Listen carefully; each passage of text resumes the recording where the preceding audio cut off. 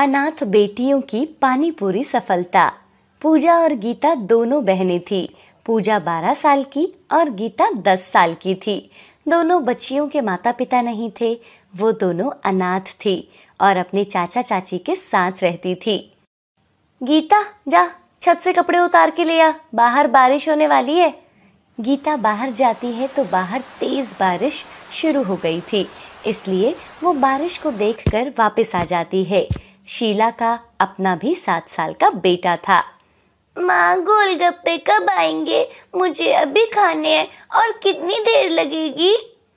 हाँ बेटा, वो पूजा आती योगी लेकर, कब से तो गई है, पता नहीं कहाँ मर गई, अभी तक होटल से नहीं आई।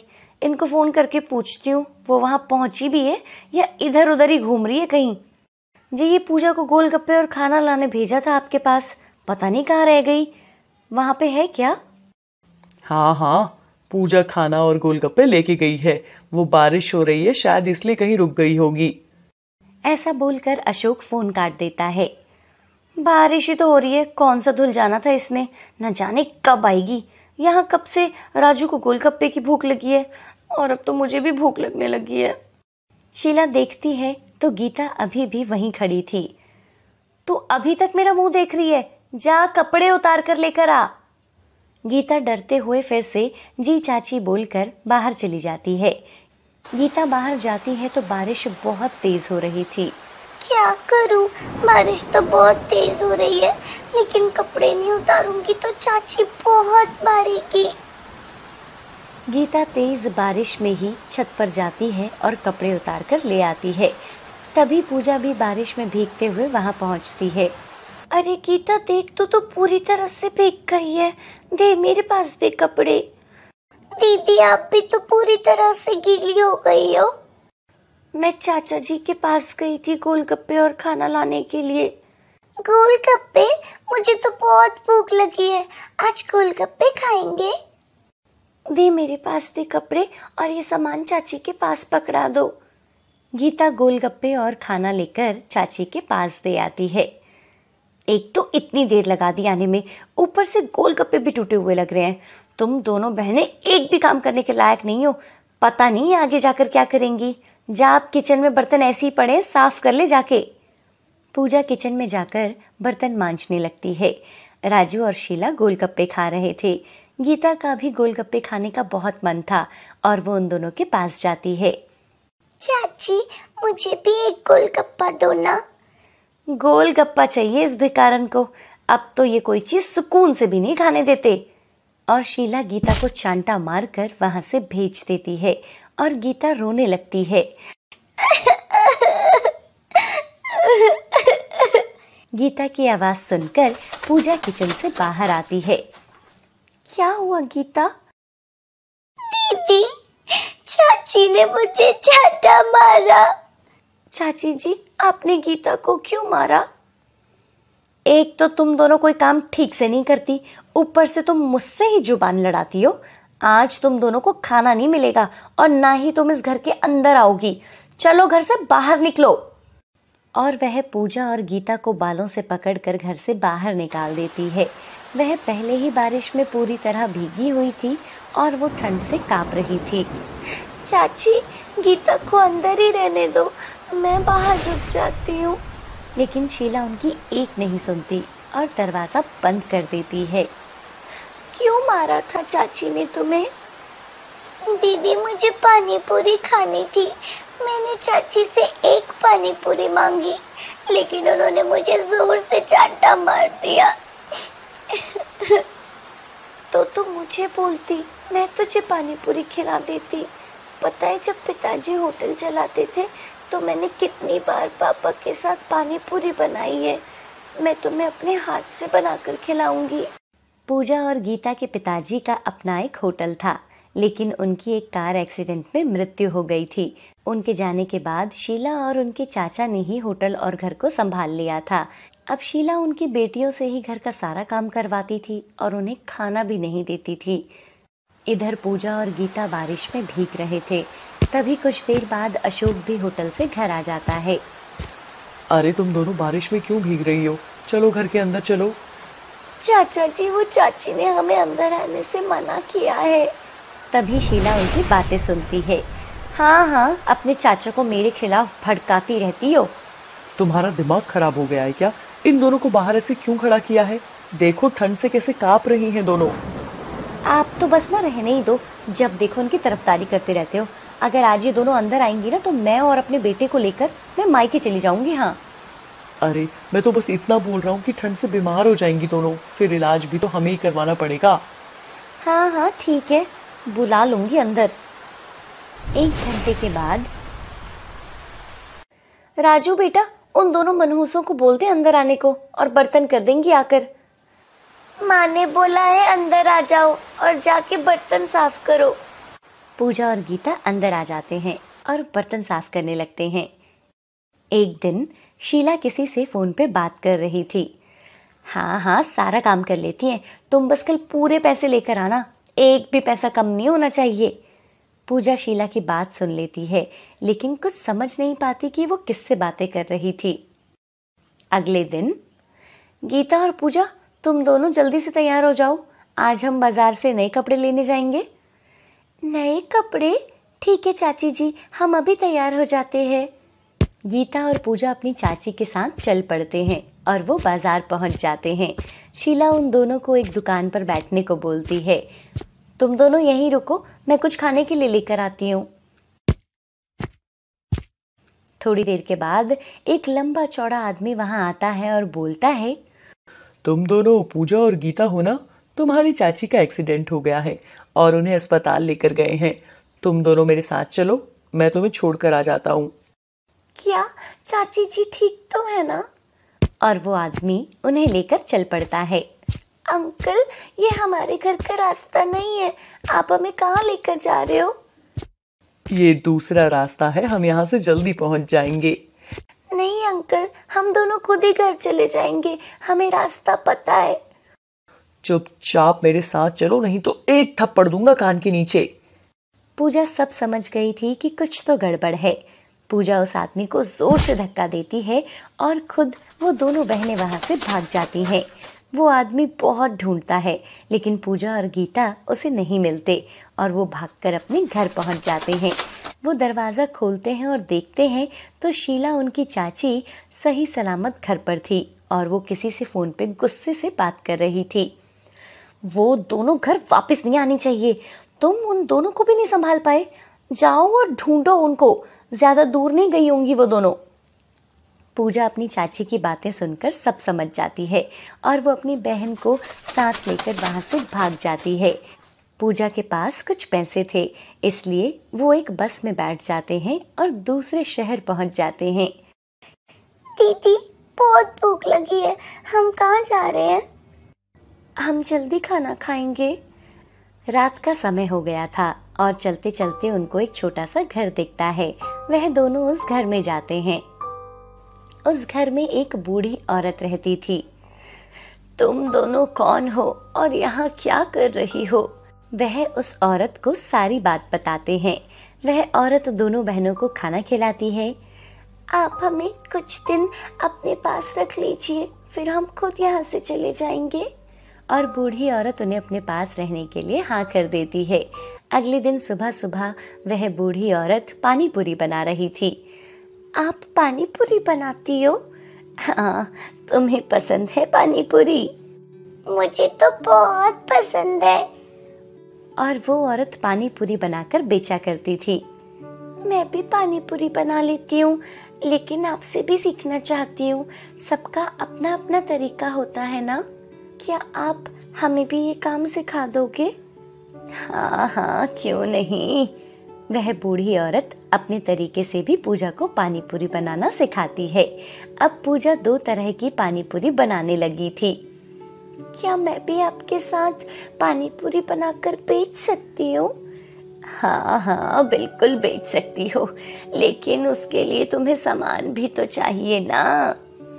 हमारे पास काम शुरू करने के लिए पैसे तो नहीं है, पर पिताजी ने हम दोनों बहनों को सोने की बालियां डाली है, क्या हम इसे बेचकर सामान ले सकते हैं? और वह उस औरत के साथ जाकर अपने सोने की बालियां बेच देती हैं और कुछ सामान ले आती हैं। अगले दिन पूजा और गीता थोड़े से गोलगप्पे बनाती हैं और उसे शहर में बेचने जाती हैं। और उस दिन उन दोनों के बनाए हुए सारे गोलगप्पे बिक जाते हैं। क्या पानी पूरी बनाई है, मजा ही आ गया। कल को हम और ज्यादा पानी पूरी बनाएंगे गीता। हाँ दीदी, कल तो हमारी सारी पानी पूरी बहुत जल्दी खत्म हो गई थी। अगले दिन दोनों बहनें और ज्यादा पानी पूरी बनाती हैं और अलग अलग तरह से भी पानी बनाती हैं और बाजार में बेचने चली जाती हैं। तुम तो बहुत ही स्वादिष्ट गोलगप्पे बनाती हो। धीरे धीरे उनके पास लोगों की लाइन लग जाती है और उनकी अलग अलग तरह से बनाई पानी पूरी की बातें पूरे शहर में होने लगती हैं। अब लोग दूर दूर से उन दोनों बहनों की पानी पूरी खाने के लिए आया करते थे। तुम तो मुझसे भी बढ़िया पानी पूरी बनाने लगी हो। शाबाश बेटा, तुम दोनों खूब तरक्की करो और खूब नाम कमाओ। इस तरह कुछ ही सालों में वो अपनी पानी पूरी की दुकान कर लेते हैं और वहाँ पर अलग अलग तरह की पानी पूरियाँ बनाते थे। लोगों को उनकी पानी पूरी बहुत पसंद आने लगी थी। पाव भाजी खाओ, गर्मा गर्म पाव भाजी खाओ और खुश हो जाओ। अरे भाई, एक प्लेट पाव भाजी लगा दीजिए। आदमी की नजर ठेली पर लिखी कीमत पर जाती है। आपने तो बहुत महंगी पाव भाजी लगाई है, एक प्लेट 50 रुपए की। लेकिन क्या इतनी स्वादिष्ट भी बनाते हो? हाँ भाई, कोई कमी नहीं है मेरी बनाई हुई पाव भाजी में। कुछ ही देर में राजू पाव भाजी बनाकर दे देता है। वो आदमी जब पाव भाजी खाता है, अरे भाई ये तो ठीक ठाक ही है। पहले यहाँ एक अंकल आते थे, उनकी पाव भाजी तो इतनी स्वादिष्ट होती थी कि सब उंगलियां चाटते थे और एक प्लेट 20 रुपए में देते थे। न जाने अब वो यहाँ क्यों नहीं आते। देता होगा, लेकिन ये 50 रुपए की है। आजकल सब्जियां कितनी महंगी हो गई हैं। हमने भी तो कुछ कमाना है भाई। और वो आदमी भी पाव भाजी खाकर राजू को पैसे देता है और वहां से चला जाता है। शाम तक राजू कुछ ही प्लेट पाव भाजी बेच पाता है और शाम को अपने घर आ जाता है। अरे बेटा, क्या आज भी सारा सामान ऐसे ही लेकर आ गया तू? पाव भाजी की ठेली लगाता भी है या ऐसे ही अपने दोस्तों के साथ मस्ती मार कर आ जाता है? हाँ, तुम दोनों को तो ऐसे ही लगता है कि मैं काम नहीं कर सकता। यहाँ पूरा दिन चिल्ला चिल्ला कर लोगों को बुलाओ, लेकिन उनको आपकी ये ठेली वाली पाव भाजी नहीं, बल्कि सुपरस्टार होटल की पाव भाजी खानी है, वो भी कम पैसों में। अरे तुमसे पाव भाजी खाएगा कौन? एक तो तुमने पहले ही दिन से पाव भाजी के पैसे बढ़ा दिए, ऊपर से लोगों को पिछले दिन की बासी भाजी खिला देते हो। तुम्हें कितने दिन से बोल रहा हूँ, सब्जी को अच्छे से पकाकर और मसाले धीमी आंच पर पकाया करो, भाजी इससे बहुत स्वादिष्ट बनेगी। लेकिन नहीं, अगर ऐसे बिना मन के काम करेगा तो कैसे चलेगा? अरे ये सब आप ही का तो किया धरा है। लोगों को 20 रुपए में फ्रेश बटर वाली पाव भाजी खिलाकर उनका दिमाग खराब कर दिया है आपने। अब तो ना उन्हें ज्यादा पैसे देने हैं और ऊपर से आपके वाला स्वाद भी चाहिए। खुद तो 20 रुपए में ही उम्र बिता दी, लेकिन मैं आपके जैसे मुफ्त में खिलाने वाला नहीं किसी को। कल से मैं वहां नहीं जाऊंगा, सोच लिया है मैंने। कल से मैं बड़े बाजार में जाऊंगा और अपनी ठेली वहीं लगाऊंगा। वहां पर सब अमीर लोग आते हैं, देखना वहां पर मेरी पाव भाजी जरूर बिक जाएगी। पिता के बहुत समझाने पर भी राजू कुछ नहीं समझता और अगली सुबह अपनी ठेली लेकर बड़े बाजार चला जाता है। वहां लोगों की बहुत भीड़ थी और वहां और भी ठेली वाले थे। इस बाजार में बहुत लोग हैं, लगता है यहाँ मेरी अच्छी कमाई हो जाएगी। भाई, पाव भाजी कितने की है? जी 50 रुपए प्लेट है, कितनी लगा दूं? एक प्लेट लगा दो। राजू एक प्लेट पाव भाजी लगाता है और उस औरत को दे देता है। ऐसे आज कुछ ग्राहक उसके ठेले पर आकर पाव भाजी खाते हैं और राजू खुश हो जाता है और शाम को वो अपने घर जाता है और वो अपने पिता से बोलता है, देखो, आज 1,000 रुपए कमाए हैं। देखना कुछ ही दिनों में मैं कैसे पैसे कमाता हूँ। जितने पैसे आपने अपनी पूरी उम्र नहीं कमाए होंगे, उतने मैं कुछ ही महीनों में कमा लूंगा। बेटा, पैसों पर नहीं, अपने काम पर ध्यान दे। जिस दिन तू इस काम को अपना समझकर पूरे मन से करेगा, उस दिन तुझे अच्छे पैसे भी मिलेंगे। पिताजी, आप हर रोज मुझे अपना ज्ञान मत दिया करो। मुझे सब पता है कैसे क्या करना है। माँ, ये कुछ भाजी आज की बची है, इसे फ्रिज में रख दो। कल सबसे पहले इसे ही बेचूंगा और फिर नई बनाऊंगा। बेटा, तेरे पिताजी ने आज तक कभी बासी भाजी अपने ग्राहकों को नहीं दी। तभी तो ये गरीब रह गए और आज तक अपनी दुकान तक नहीं बना पाए। मैं अभी बहुत थक गया हूँ माँ, मैं अपने कमरे में सोने जा रहा हूँ। आप इन पाव और भाजी को फ्रिज में रख देना। और राजू सोने चला जाता है। राजू की माँ लक्ष्मी भी सारा सामान फ्रिज में लगा देती है। अगले दिन राजू वो बासी सामान ठेली पर रखकर बाजार जाता है और अपनी ठेली बाजार में लगा लेता है। भाई, 1 प्लेट पाव भाजी देना। राजू कल की बची भाजी को गरम करता है और पाव को सेककर आदमी को देता है। जब आदमी पाव खाता है, अरे भाई, ये कैसा पाव है? बासी पाव दे रहे हो क्या? अरे भाई साहब, क्या बात कर रहे हो? बासी क्यों दूंगा? वो तो पाव गरम करते समय ज्यादा सिक गया होगा। अच्छा, तभी सूखा सूखा लग रहा है। और वो आदमी उसे पैसे देकर चला जाता है। राजू मन ही मन सोचकर खुश होता है कि कैसे उसे उसने पागल बना दिया। ऐसे राजू अब अपनी खूब मनमानी करता और लोगों को झूठ बोलकर बासी पाव भाजी भी खिला देता। ऐसे ही समय बीतता गया। एक दिन राजू सुबह उठता है और अपनी ठेली पर सामान लगा रहा था और वो फ्रिज से कुछ भाजी निकाल रहा था।